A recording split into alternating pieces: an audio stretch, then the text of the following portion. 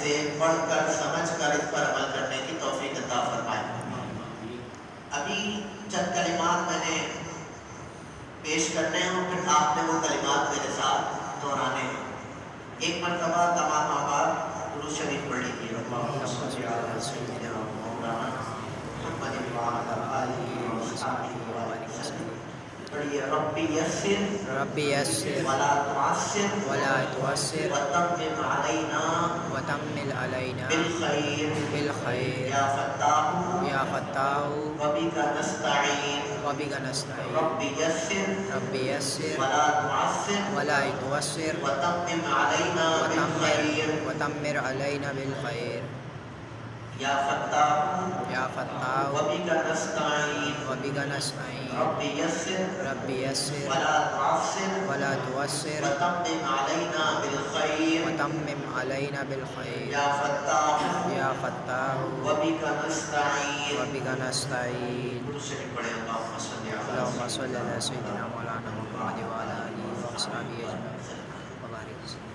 یہ جو کتاب ہم درس حدیث دینے کے لیے ہم نے اس کتاب کا انتخاب کیا ہے، اس کتاب کا نام ریاض الصالحین ہے، اور اس کتاب کو جنہوں نے تصنیف کیا ہے، جنہوں نے یہ حدیثیں یہ احادیث سرکار کے فرامین کی کتاب میں جمع کیے ہیں، نقل کیے ہیں، روایت کیے ہیں، ان کا نام حضرت محی الدین یحییٰ بن شرف رحمۃ اللہ تعالیٰ علیہ۔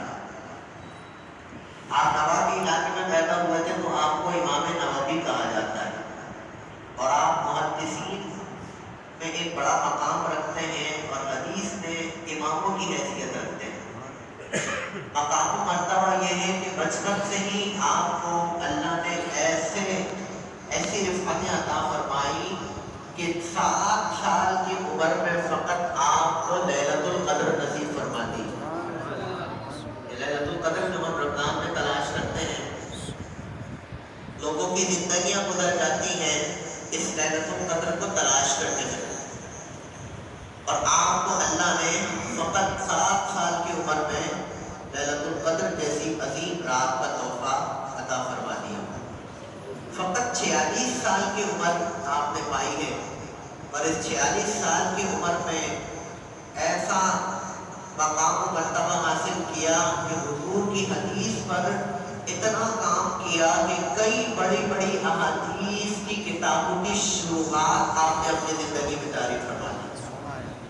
اتنی فضیلتوں کے حامل ہیں کہ علماء نے فرمایا کہ عمر کے اگر ایام گنے جائیں وہ ایام کم معلوم ہوتے ہیں، جتنی کتابیں لکھی ہیں ان کے صفحات زیادہ معلوم ہوتے ہیں۔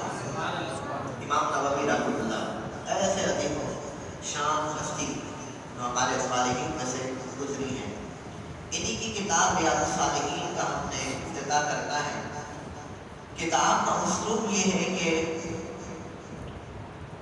اس میں امام صاحب نے کچھ ابواب باندھے ہیں، اور ان ابواب کے تحت آیات مبارکہ، قرآن کریم کی آیات مبارکہ اور چند احادیث حضور کی نقل فرمائی۔ تقریباً 374 ابواب ہیں اس کتاب میں، 374 ابواب، اور تقریباً 1895 احادیث مبارکہ اس کتاب میں موجود ہیں۔ آپ اندازہ لگائیے کہ اگر ہم ہفتہ وار اس کتاب کو پڑھنا شروع کریں اور 20 منٹ کا ہم نے درس رکھا ہے، تو حضور کی احادیث میں کتنی وسعت ہے کہ ہم ایک ہی حدیث کو ایک دن میں بیان کر سکتے ہیں۔ تو اندازہ لگائیے کہ جہاں 1900 حدیثیں اس کتاب میں موجود ہیں تو کیسی برکتیں ہوں گی کہ ہم یہ ساری حدیثیں حضور کی سن لیں، اور کتنا طویل عرصہ ہوگا کہ ہماری زندگی ختم ہو جائے گی لیکن حضور کا ذکر اور حضور کی احادیث مبارکہ کا درس ختم نہیں ہونے والا۔ تو یہ تو ایک کتاب کا معاملہ ہے۔ جب بڑی کتابوں کی طرف جائیں گے، بخاری شریف میں 7,000 احادیث مبارکہ موجود ہیں، بخاری شریف میں تقریباً 7,000۔ سب سے پہلا باب جو امام نووی رحمۃ اللہ علیہ نے باندھا نا، اس باب کا نام ہے باب فی الاخلاص و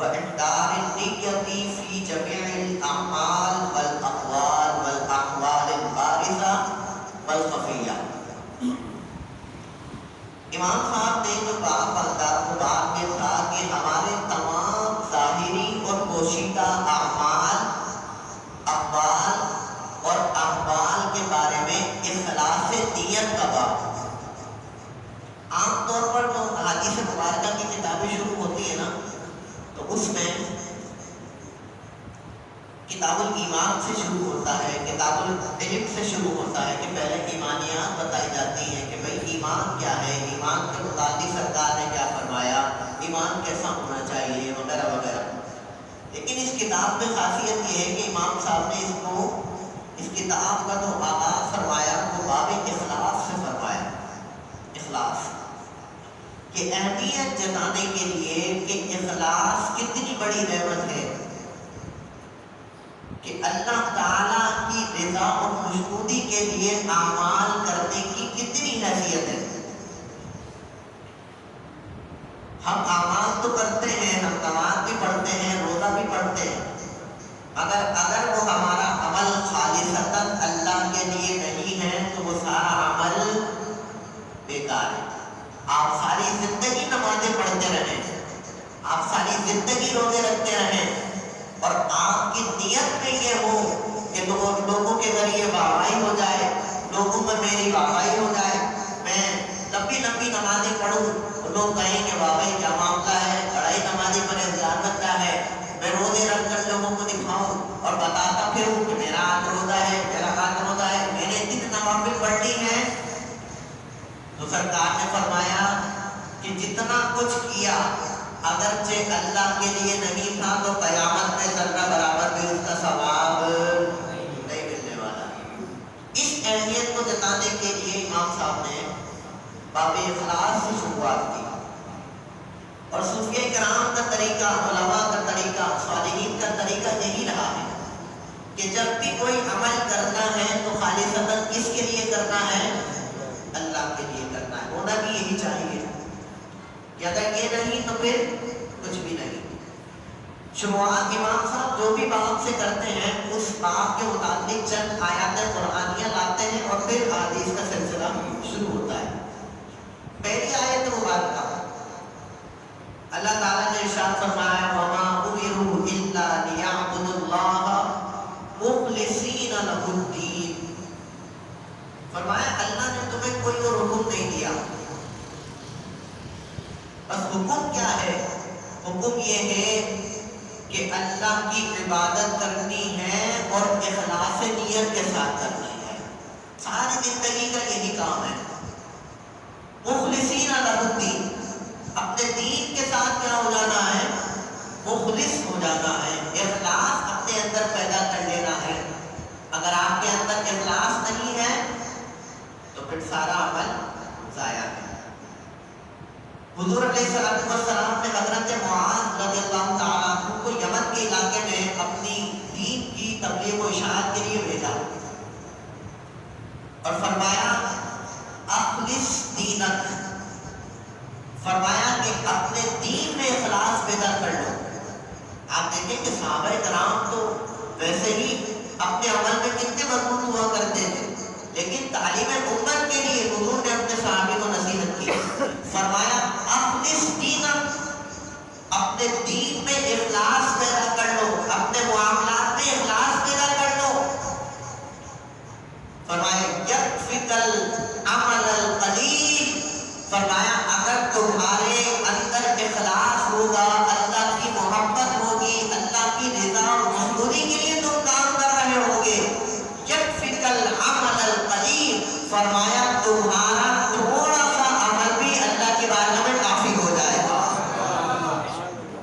یکفک العمل القلیل، بجائے اس کے کہ تم دکھاوے کے لیے ساری رات مسجد میں کھڑے ہو کر نوافل پڑھو، صرف 2 رکعات اللہ کی رضا حاصل کرنے کے لیے تنہائی میں پڑھ لو، وہ ساری نمازیں ایک طرف ہو جائیں گی کہ 2 رکعات اللہ کی بارگاہ میں مقبول ہو جائیں گی۔ یکفک العمل القلیل، سرکار نے خوشخبری سنائی، نبی دے دی، فرمایا کثرت عمل پر مت جانا، کثرت عمل اچھی چیز ہے، بہت اچھی چیز ہے، سب نے کی ہے، مگر اگر اخلاص نہیں ہے تو سارا کا سارا عمل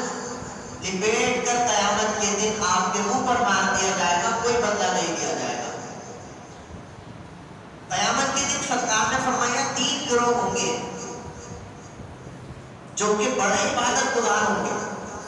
3 گروہ. ایک گروہ وہ ہوگا کہ جو عبادت کرتا ہے تو اس لیے کہ لوگوں میں اس کی واہوائی ہو جائے, بڑائی ہو جائے, اس لیے عبادت کرتا تھا. بہت عبادت کی, بہت, لیکن نیت کیا تھی؟ بڑائی. ایک گروہ وہ ہوگا جو لوگوں کا مال ہڑپ کرنے کے لیے لوگوں کو نیک بن کر دکھائے گا, طلب دنیا. سمجھ رہے؟ تیسرا گروہ یہ ہوگا کہ جو خالصتاً اللہ کی رضا اور خوشنودی حاصل کرنے کے لیے اللہ کی عبادت کیا کرے گا. اب یہ سارے لوگ جب قیامت کے دن آئیں گے نا, تو جو اوپر والے ہیں نا, مال ہڑپ کرنے والے اور دکھاوے والے, اللہ ان سے فرمائے گا اور پوچھے گا کہ تمہارا جو عمل تھا وہ کس لیے تھا؟ تم نے ساری زندگی عمل کیا, کس لیے کیا؟ اب اللہ کے سامنے تو کوئی جھوٹ بول سکتا نہیں ہے, سارے شواہد موجود ہوں گے, سارا منظر اس کے سامنے موجود ہوگا. تو وہ کہیں گے باری تعالیٰ ہم نے تو لوگوں کے دکھاوے کے لیے عمل کیا ہے, سارا عمل ہمارا لوگوں کے دکھاوے کے لیے تھا. اللہ فرمائے گا جتنا تم نے عمل کیا وہ کوئی عمل تمہارے کام آنے والا نہیں ہے. فرشتوں کو حکم دیا جائے گا کہ ان کو لے کر جاؤ جہنم کا ایندھن بنا دو. اندازہ لگا رہے ہیں آپ اخلاص کتنی بڑی نعمت ہے. یہ دنیا کی بڑی نعمتوں میں سے ایک نعمت ہے اخلاص. جس کو اخلاص پتہ ہو جائے پھر وہ سارا کام دنیا کے لیے نہیں بلکہ ایک مرتبہ درود بھی پڑھتا ہے تو اللہ کی رضا حاصل کرنے کے لیے پڑھتا ہے. اور یہ جو تیسرا گروہ ہوگا نا, جس نے اللہ کی خوشنودی حاصل کرنے کے لیے عبادتیں کی, جب یہ لایا جائے گا اللہ پوچھے گا تم نے کس لیے عبادتیں کی ہیں؟ کہ اللہ کے نیک بندے کہیں گے باری تعالیٰ تو بہتر جانتا ہے کہ ہم نے کس لیے عبادتیں کی ہیں, تو سارا ہمارا معاملہ جانتا ہے. اللہ فرمائے گا ہم نے تمہارے سارے عمل کو قبول کر لیا ہے اور تمہارا ٹھکانہ جنت بنا دیا ہے. ایک قاعدہ یاد رکھیں, یکفیک العمل القلیل. تو نے کیا فرمایا تھا؟ اخلاص کے ساتھ عمل کرو, اخلاص کے ساتھ اللہ کی رضا کے لیے خالصتاً عمل کرو. کیا ہوگا؟ تمہارا تھوڑا عمل بھی اللہ کی بارگاہ میں کافی ہو جائے گا. دوسری آیت مبارکہ اللہ تعالیٰ نے ارشاد فرمایا لن ینال اللہ لحومها ولا دماؤها ولکن ینالہ التقوی منکم. اللہ نے فرمایا کہ تم اللہ کے پاس تمہارا گوشت نہیں پہنچتا, تمہارا خون نہیں پہنچتا, بلکہ فرمایا ولکن ینالہ التقوی منکم. اگر اللہ کے پاس کوئی چیز پہنچتی ہے تو وہ تمہارا تقوی ہے اور تمہاری نیت ہے جو اللہ کے پاس پہنچتی ہے. قربانی کا معاملہ ہوتا ہے, بڑے بڑے جانور لائیں گے, بڑی بڑی, اللہ نے آپ کو دیا, آپ لائیے, آپ کا حق بنتا ہے کیونکہ اللہ نے آپ کو مال دیا ہے. آپ 1 یا آپ 10 جانور لائیے, لیکن نیت کیا ہونی چاہیے؟ اللہ کی رضا, دکھاوا نہیں. اگر دکھاوا نیت ہے تو اللہ نے کیا فرمایا کہ تمہارا گوشت بھی ہم تک نہیں پہنچتا ہے اور تمہارا خون بھی ہم تک نہیں پہنچتا ہے. یہ جانور تم لائے ہو دکھاوے کے لیے, یہ ہمارے طرف سے کچھ بھی نہیں پہنچ رہا, نہ اس کا خون پہنچ رہا ہے نہ اس کا گوشت پہنچ رہا ہے, بلکہ پہنچتا کیا ہے؟ وَلَٰكِن يَنَالُهُ التَّقْوَىٰ مِنكُمْ. تمہارے پاس سے جو تقویٰ اور نیت کا خالص ہونا ہے بس وہی ہمارے پاس پہنچتا ہے اور اسی کا سارا صلہ بھی تمہیں دیا جائے گا. پھر فرمایا قُلْ إِن تُخْفُوا مَا فِي صُدُورِكُمْ أَوْ تُبْدُوهُ يَعْلَمْهُ اللَّهُ. فرمایا محبوب آپ ان سے فرما دیں, آپ ان سے بھی فرما دیں کہ جو کچھ تم اپنے دلوں میں چھپاتے ہو نا, بھائی نیتوں کا راز کون جانتا ہے؟ اللہ جانتا ہے. جو ہمارے دل کے حالوں سے بھی واقف ہے, ہماری شہرت سے زیادہ قریب ہے. کیا فرمایا؟ ہماری شہرت سے زیادہ قریب ہے نا, ہمارے دلوں کے علیم بذات الصدور اس کی ذات ہے کہ جو دلوں کے رازوں کو جاننے والا ہے. اللہ نے فرمایا محبوب محمد سے فرما دیں ان تخفوا ما فی صدورکم، جو کچھ وہ اپنے دلوں میں چھپاتے ہیں، او تبدو، یا وہ جو کچھ ظاہر کرتے ہیں، یعلمہ اللہ، اللہ تعالیٰ ان کے ہر عمل کو جاننے والا ہے۔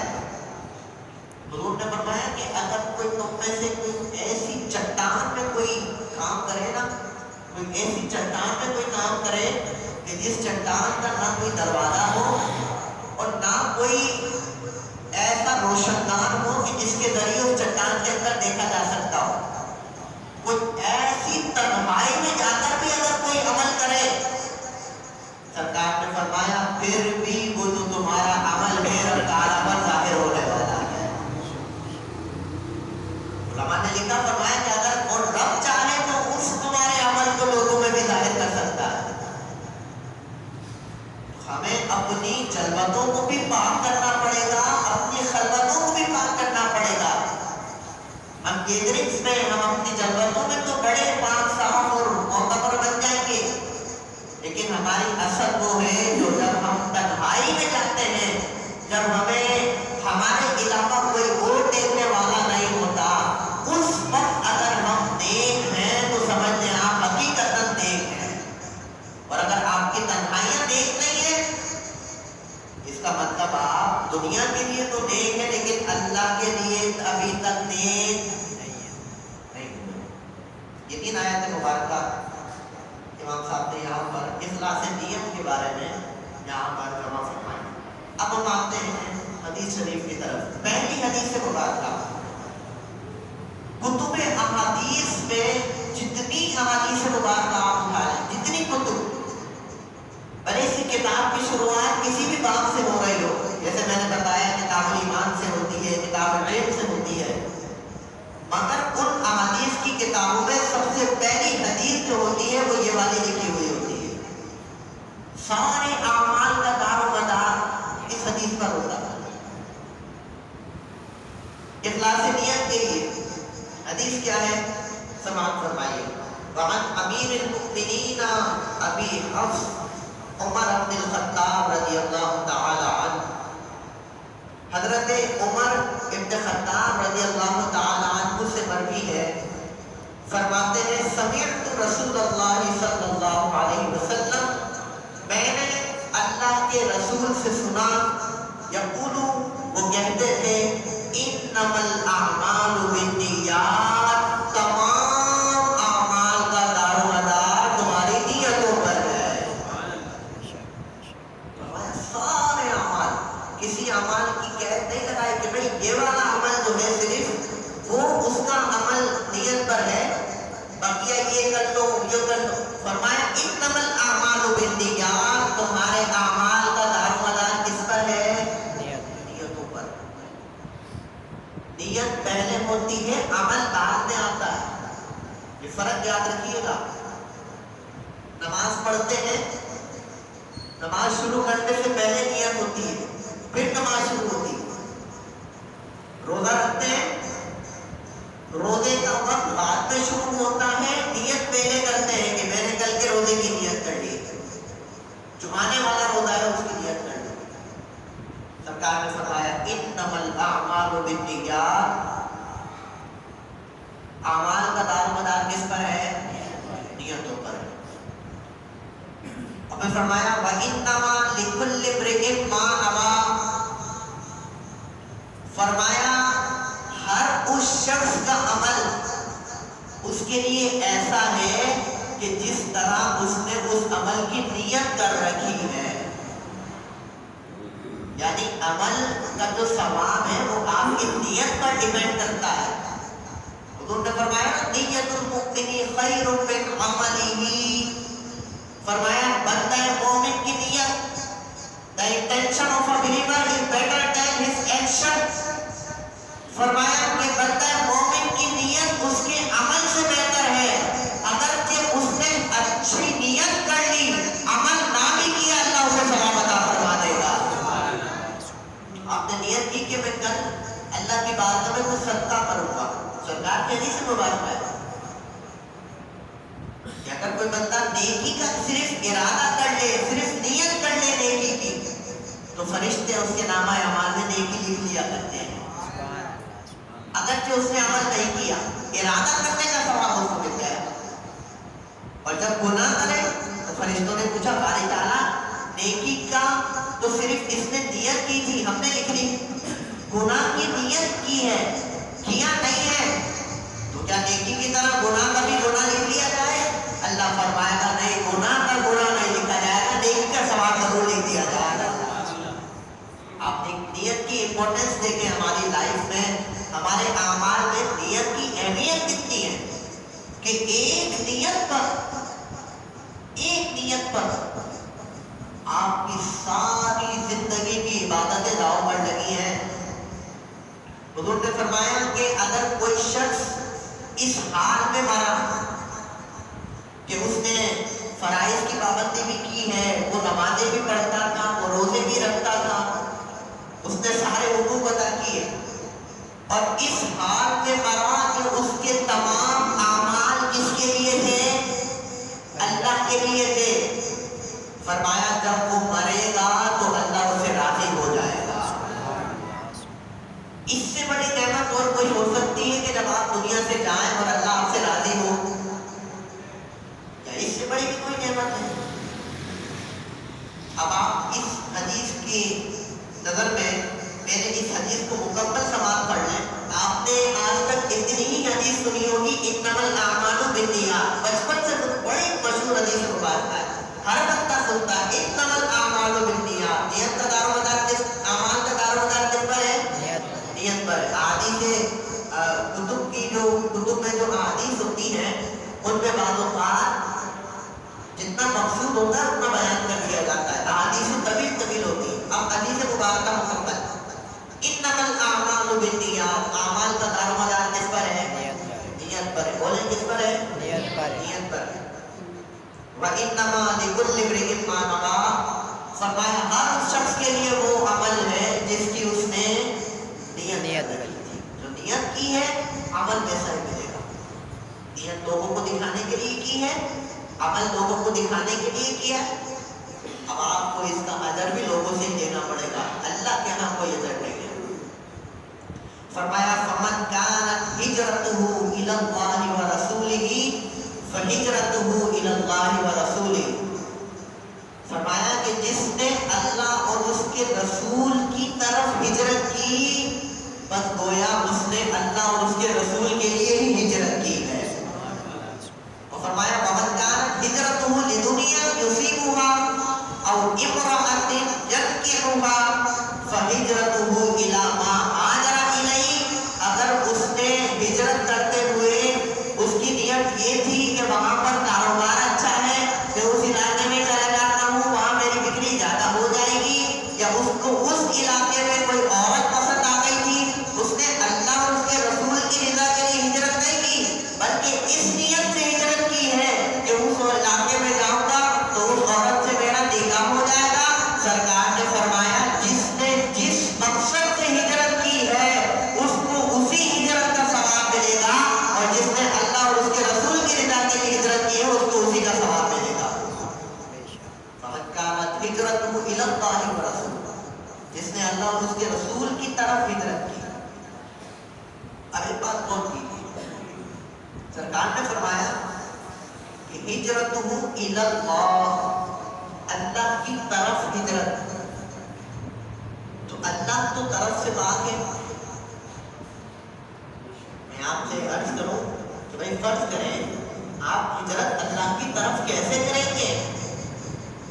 کیا اللہ کراچی کے کسی علاقے میں ہے تو آپ کہیں گے میں اس علاقے کی طرف جاؤں گا تو اللہ کی طرف ہجرت ہوگی؟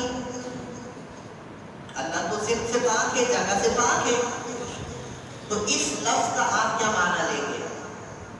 دیکھیں حدیث کو سمجھنے کے لیے حدیث کا سمجھانے والا ہونا بہت ضروری ہے۔ آج پہلی نشست اس بات کو ذہن میں بٹھا لیں، آج کچھ فتنے زمانے میں ایسے پھر رہے ہیں جنہوں نے جوان لوگوں کو موبائل ایپس پر لگا دیا، کہا حدیث پڑھو نتیجہ نکال لو کام کرتے ہوئے۔ اشارہ دے رہا ہوں باقی آپ کو سمجھتا ہے۔ بخاری میں یہ 12 سال بندہ 10 سے 12 سال مدرسے میں پڑھتا ہے،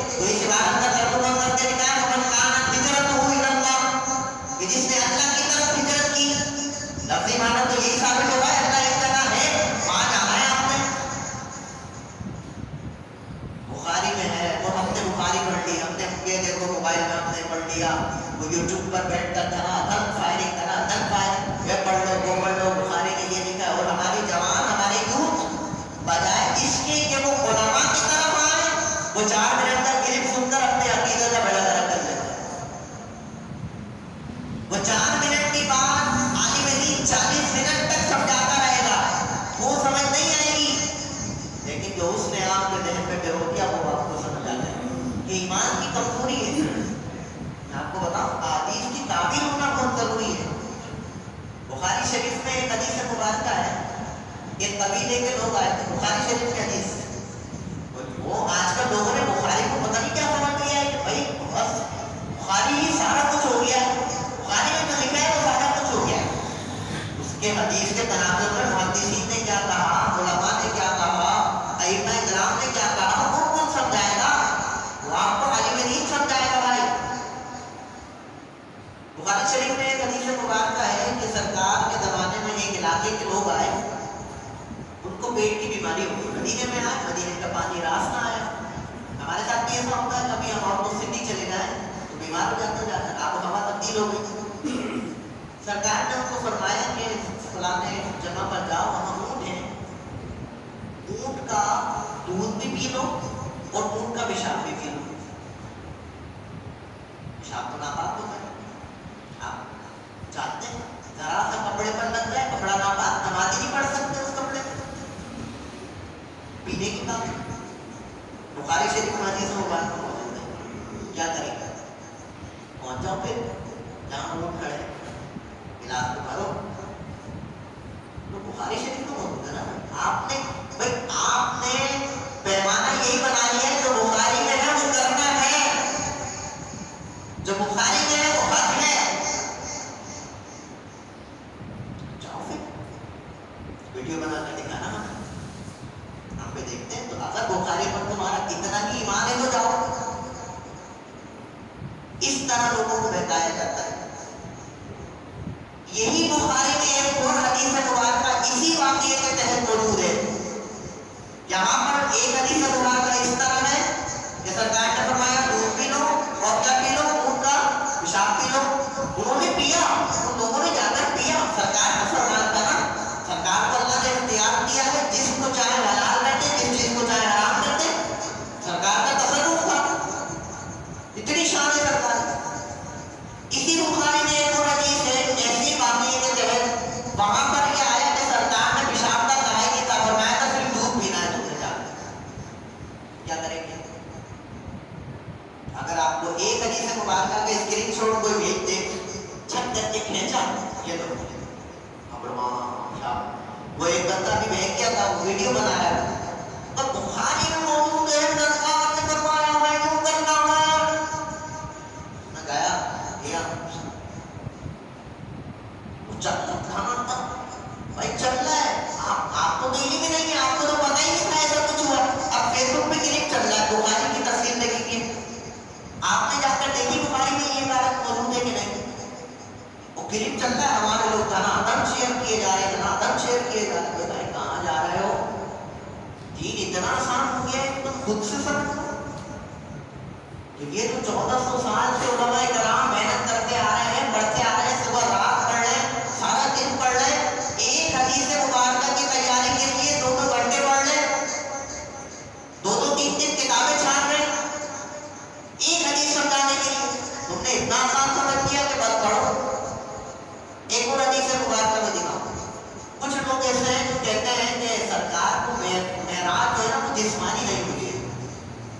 آج ہماری 11ویں شریف کی محفل ہے, اس وجہ سے درس لمبا ہو رہا ہے کہ یہ نہ ہو کہ پہلا ہی درس ہمارا آخری ہو جائے اور اگلے درس سے آپ آئے نا, کیونکہ ہم نے درس کا ٹائم کتنا رکھا ہے. ہاں بتاؤ, زور سے بتاؤ. وہ جو درس ہوگا وہ 20 منٹ کا ہی ہوگا, بے فکر نہیں, ٹینشن نو, گھبرانا نہیں. آج ہماری 11ویں شریف کی محفل ہے, اس وجہ سے ہاں درس ہمارا لمبا ہو رہا ہے, چونکہ ہم نے محفل کر دی. لیکن وہ چونکہ یہ مہینے میں ایک دفعہ ہوتی ہے نا, وہ ہر ہفتے ہوگا, وہ 20 منٹ کا ہوگا, بے فکر. آپ بولے یار ہم تو سوچ کر آئے تھے, پوسٹر پہ تو امام صاحب نے لکھا ہوا 20 منٹ ہوں گے, یہاں تو پونا گھنٹہ ہونے کو ہے, امام صاحب رک ہی نہیں رہے. گھبرانا نہیں, صحیح ہے نا.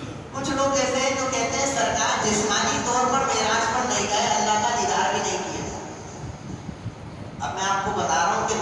کے ایمان کو کس طرح خراب کر دیتے ہیں حدیث سنا کر.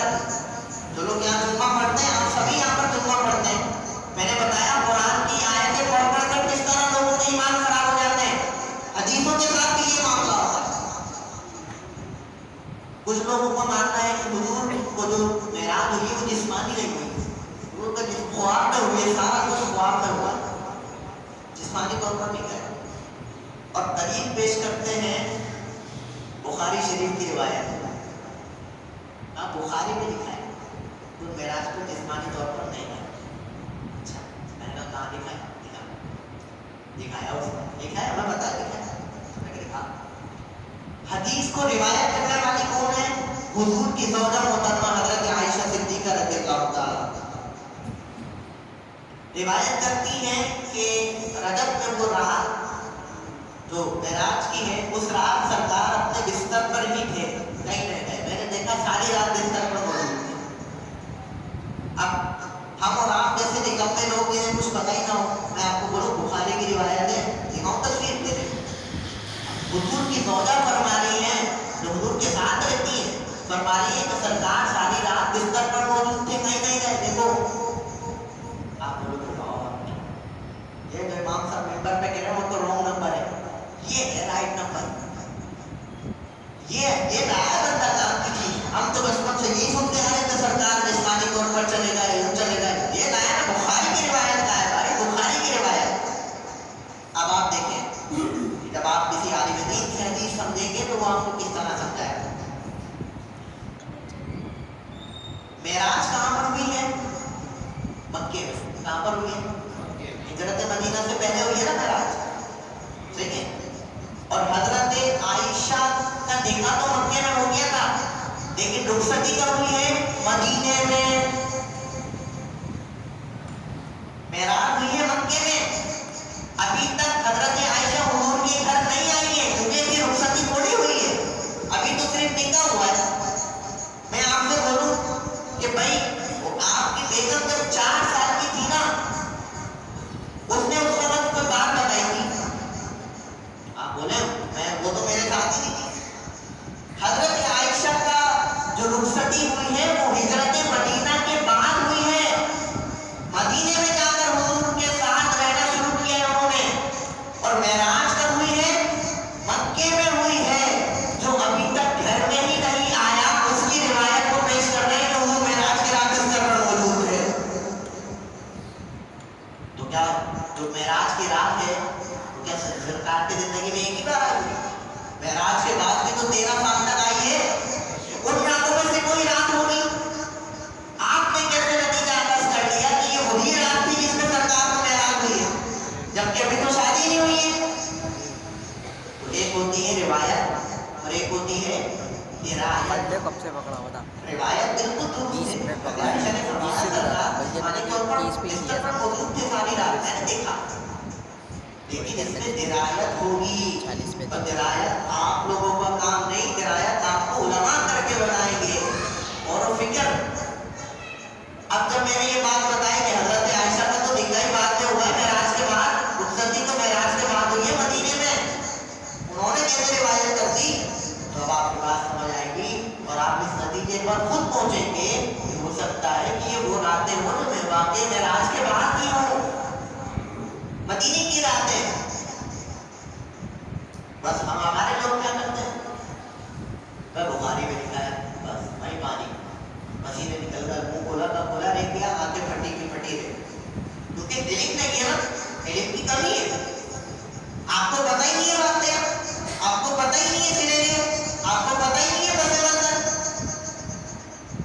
اس نے بولا بخاری میں آپ کا ہے، بولا تم صحیح بولتے. ہم نے تو سنا لچکن سے غلط.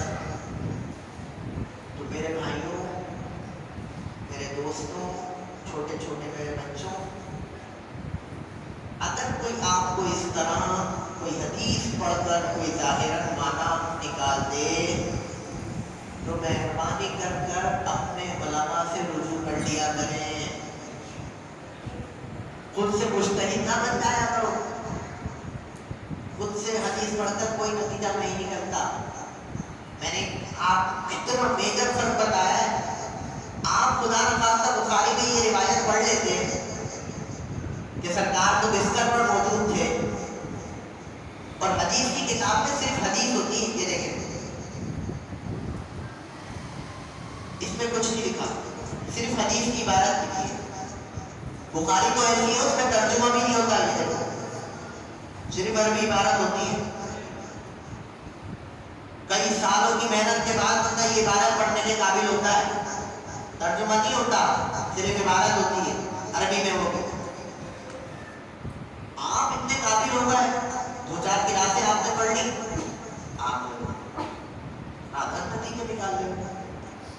اللہ کے بندو تھوڑا خیال کرو, علماء سے رجوع کرو, کسی بات میں پھنس جاؤ, کوئی بات سمجھ نہ آئے, کوئی بات جو آپ بچپن سے سنتے آ رہے ہیں اپنے علماء سے, اور آپ کو اس عمر میں آ کر کوئی یہ کہہ دے یار یہ بات ایسی نہیں ہے, دیکھو بخاری میں لکھی ہے, مسلم میں لکھی ہے, تو آپ اس حدیث کو لے کر اپنے علماء کے پاس آ جائیں, مفتیان کرام کے پاس. حضرت کو بندہ اس طرح ہے تو حضرت آپ کو بتائیں گے کہ حدیث اس طرح ہے, لیکن حدیث کے معنی کو تطبیق دینی ہوتی ہے. جیسے میں نے کتاب میں بتایا وہ دودھ پینے والی حدیث, دونوں موجود ہیں, تطبیق دی جائے گی. ایسی سینکڑوں ہزاروں مثالیں موجود ہیں. جہاں حدیث میں تعارض ہوتا ہے وہاں پر حکم بیان کیا جاتا ہے. اور کسی نے کیا لکھا ہے اس بارے میں, ناسخ اور منسوخ ہوتی ہے, ٹھیک ہے نا. تو سرکار نے فرمایا کہ جو اللہ کی طرف ہجرت کرے اس کی ہجرت در حقیقت کس کے لیے ہے, اللہ کے لیے. تو اللہ اور اس کے رسول کی طرف ہجرت کرے. اور جو دنیا کمانے کے لیے ہجرت کرے, اب ہجرت کا کیا معنی ہے, ہجرت کسے کہتے ہیں؟ جو شرعی ہجرت ہوتی ہے نا وہ ہوتی ہے دارالحرب سے نکل کر دارالاسلام میں آ جانا. ٹھیک ہے, دارالحرب کیا ہوتا ہے؟ ایسا علاقہ جہاں پر اسلامی قانون نافذ نہیں ہو. فتح مکہ سے پہلے جو مکہ تھا وہ دارالحرب تھا, اور دارالاسلام کیا تھا؟ مدینہ, کیونکہ مکہ میں اسلام پر پابندی تھی, یہ دارالحرب کہلایا. تو دارالحرب سے نکل کر دارالاسلام میں جانا. آج بھی دنیا میں کئی ممالک ایسے ہیں جو دارالحرب ہے, جہاں کبھی نہ اسلامی حکومت نافذ ہوئی اور جہاں پر اسلام میں پابندی ہے. کچھ ممالک آج بھی ایسے موجود ہیں کیونکہ دارالحرب کہلاتا ہے. تو دارالحرب سے اگر کوئی اللہ اور اس کے رسول کی خاطر ہجرت کرنے کے لیے آ رہا ہے, جیسے صحابہ کرام نے کی تھی دین کی خاطر, ہے نا, لیکن سرکار نے فرمایا اگر کوئی دنیا کمانے کے لیے صرف اللہ اور اس کے رسول کی رضا نہیں ہے اس کے ذہن, دنیا کمانے کے لیے کوئی اگر اس طرح ہجرت کر رہا ہے, یا کوئی کسی سے نکاح کی خواہش سے ہجرت کر رہا ہے, تو سرکار نے فرمایا فَهِجْرَتُهُ إِلَىٰ مَا هَاجَرَ إِلَيْهِ. سرکار نے فرمایا کہ اس کی ہجرت ایسی ہے کہ جس کی طرف اس نے ہجرت کی, اللہ اور اس کے رسول کی ہجرت کی, تو اس کو ثواب کس کا ملے گا؟ اللہ اور اس کے رسول کی طرف ہجرت کرنے کا ملے گا. اور اگر اس نے دنیا کی طرف ہجرت کی ہے تو اس کو دنیا تو دے دی جائے گی, البتہ ثواب اس ہجرت میں اس کا کوئی نہیں ہوگا. انما الاعمال بالنیات, تمام اعمال نیت پر. اب ہم دیکھ لیں کہ ہم کتنے اعمال کرتے ہیں اور ہماری نیت کیا ہوتی ہے. ہم صبح اٹھنے سے لے کر رات کو سونے تک بہت سارے کام کرتے ہیں. ہم نماز بھی پڑھتے ہیں, ہم نیکیاں بھی کر لیتے ہیں, ہم صدقہ و خیرات بھی دے دیتے ہیں, ہم لوگوں سے محبتوں کے تعلق کو روا بھی کر لیتے ہیں, ہم سارے کام, کھانا بھی کھا لیتے ہیں, پینا بھی کر لیتے ہیں. ثواب کب ملے گا؟ جب عمل سے پہلے نیت اچھی ہوگی. آپ کھانا کھا رہے ہیں نا, آپ اس نیت سے کھانا کھائیں کہ یہ جو کھانا کھانے سے مجھے طاقت حاصل ہوگی نا, اس طاقت کو میں اللہ کی عبادت میں صرف کروں گا. ابھی ہم نے سنا کہ بندہ اگر نیکی کا ارادہ بھی کر لے تو اس کے نامہ اعمال میں نیکی لکھ دی جاتی ہے. آپ کھانا کھا رہے ہیں, آپ اس نیت سے کھائیں, کھانا کھا کے توانائی حاصل ہوگی, میں اس کو اللہ کی عبادت میں ذکر و اذکار میں گزاروں گا, جو نماز آئے گی وقت نماز میں پڑھ لوں گا. آپ کسی کے ساتھ کوئی بھلائی کر رہے ہیں, کوئی صدقہ دے رہے ہیں, کسی کی مدد کر رہے ہیں, نیت کیا ہوگی؟ خالص اللہ کی رضا کے لیے مدد کر رہا ہوں. اگر نہیں खालिसतन अल्लाह की रिदा के लिए मदद करें, फिर इस अमल का सवाब आपको अल्लाह ही देगा। वरना क्या होगा, अभी आपने हदीस सुनी कि अल्लाह ताला कहेगा जिसके लिए अमल किया है अजर तो उसके पास, मेरे पास तो कोई अजर नहीं है। किसी के साथ कोई भलाई का काम कर रहा है, किसी से आपके अच्छे ताल्लुकात हैं, दीन को मुकद्दम रखें। किसी से अच्छे ताल्लुकात हैं, दीन की बिना पर है। अगर कोई ऐसा शख्स आपको टकरा जाए जिसका दीन खराब हो, जिसका अकीदा खराब हो, तो आपको सहाबा किराम की जमात से फेर के उनके अकायद से मुनहरिफ करने की कोशिश करें। भाई हमारे ताल्लुकात रसूलुल्लाह के हैं, जो हमें रसूलुल्लाह के करीब लाएगा हम उसके हाथ भी चूमेंगे, उसकी तारीफ भी करेंगे। वो जो रसूलुल्लाह से दूर करना चाहेगा हम उसके साथ मेल जोल नहीं करेंगे। इस्लाम का दर्श, ठीक है ना? तो हर मन से पहले आप नमाज पढ़ने आ रहे हैं, इस नियत से आए, ये नियत ना रखें कि लोग देख रहे हैं मैं नमाज पढ़ने आ रहा हूं, नहीं। किसके लिए जा रहे हैं? अल्लाह के लिए, अल्लाह की। और इखलास का आला दर्जा होता है क्या जो सूफिया ने इख्तियार किया है। नेक अमल करने का एक तरीका ये है कि या तो बंदा अज़ाब से डर कर अमल कर रहा है, या नहीं करूंगा तो अज़ाब पड़ेगा, या जन्नत की लालच में अमल कर रहा है, यार अमल करूंगा तो जन्नत मिलेगी। सूफिया किराम के इखलास का आलम तो इतना था कि वो इन चीजों को भी परवाह नहीं करते थे, ना अज़ाब से डर कर इबादत कर रहे हैं, ना जन्नत की लालच में इबादत कर रहे हैं, बल्कि नियत क्या है, अल्लाह ने फरमाया इबादत करनी है तो करते ही करते हैं। अब अमल कौन देगा, अजर कौन देगा, क्या मामला होगा, ये अल्लाह के ऊपर है। अल्लाह ने हमें हुक्म दिए इबादत करनी है, बंदगी करनी, हमने करनी है। ये वाली सिफत है जब से अंदर पैदा करें। कोई नेक काम करना है अल्लाह के लिए करना है, अजर देना, उसका बदला देना अल्लाह ताला की जिम्मेदारी है, उसका हक है। और वो बंदों पर तो हक तलफी नहीं करता है, आपका हक है, तुम आपको अजर का बदला देगा। लेकिन हमारी नीयत क्या होनी चाहिए कि खालिसतन अगर हम कोई भी अमल कर रहे हैं तो इन्नमल आमालु बिन्नियात, तमाम आमाल का दारोमदार नियतों पर है। अल्लाह ताला हमें इखलास की बड़ी दौलत से नवाजे, इखलास जैसी बड़ी दौलत से हमें हमकिनार फरमाए, हम हमारे तमाम आमाल में इखलास पैदा फरमाए। छोटी से छोटी भी नेकी करें तो नियत ये होनी चाहिए कि अल्लाह राजी हो जाए और अल्लाह का रसूल राजी हो जाए। अल्लाह ताला हमें अमल की तौफीक अता फरमाए, हमें हुजूर की हदीस मुबारक को समझने की तौफीक अता फरमाए, इस पर अमल करने की तौफीक अता फरमाए। हर हफ्ते हमारा ये दर्स होगा और कितनी देर का होगा? 20 मिनट। हाँ, ये वाली बात आपने घर से याद करके आनी। 20 मिनट हो जाएंगे, आप मुझे बताएंगे इमाम साहब 20 मिनट हो गए, इमाम साहब वहीं पर दर्स खत्म कर दें। हमें आपका एहसास है, वरना आप देख लें कि एक हदीस मुबारक होगी 1 घंटे का किताब हो गया है तकरीबन। 5-10 मिनट बाद मोड़ ले लेते तो घंटा पूरा हो जाता।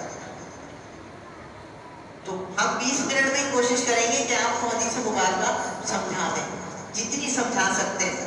अगर बहस रह जाएगी, हमारे 20 मिनट मुकम्मल हो जाएंगे, हम उसी बहस को अगले हफ्ते वहीं से कंटिन्यू कर लेंगे।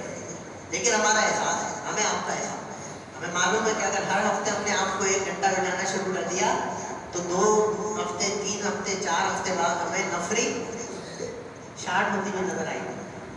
ठीक है ना? अल्लाह ताला हमें अमल की तौफीक अता फरमाए। आमीन। वाखिर दावाना अल्हम्दुलिल्लाहि रब्बिल आलमीन।